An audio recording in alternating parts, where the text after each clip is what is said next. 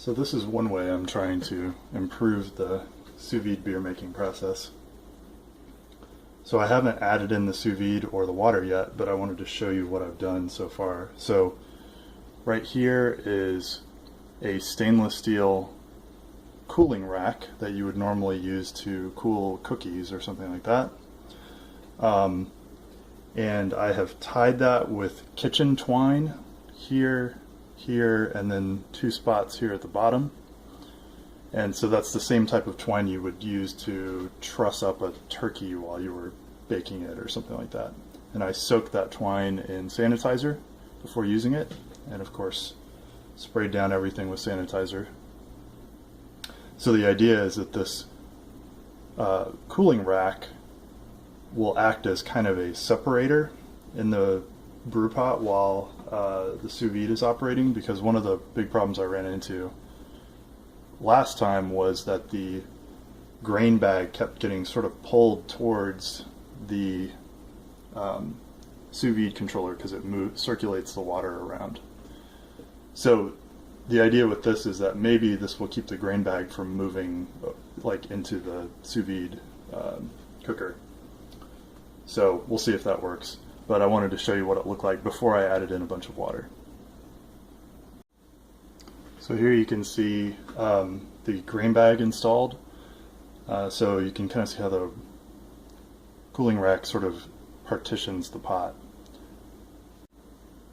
Okay, and last step before I add the water, now you can see the sous vide controller actually installed on the other side of the partition.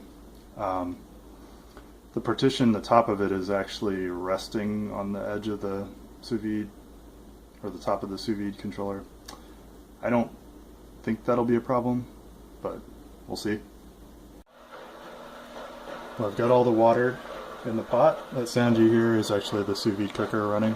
The screen's turned away, but I have it set to the strike temperature, and just like I did before, I'm using the stove to give it a little bit of a boost to kind of get that initial heating started, and then I'll turn the burner off once it gets closer to the set point temperature. So we're just heating water at this point, getting up to strike temperature. Okay, so I'm now in the middle of the mash. One problem I ran into is I have, as you can see, there's basically not enough space for the grain. So I'm stirring it, trying to get the liquid mixed in a little better. We'll see how it goes as far as my conversion. So anyway, lesson learned, make sure there's plenty of space. I'm also trying to do a 5-gallon batch here, and maybe that was a little much. Maybe I should have stuck to a 4-gallon batch that had a little smaller grain weight. This was a little over 11 pounds of grain, so quite a bit.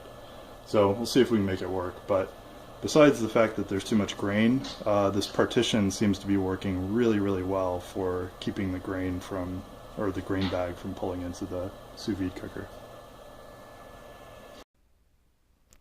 After finishing that batch, I realized that it was taking me a whole lot of calculations to figure out if the batch would fit in the volume I had, and if it would fall between the minimum and maximum marks on the sous vide cooker, and also, you know, normal things like strike temperature, stuff like that.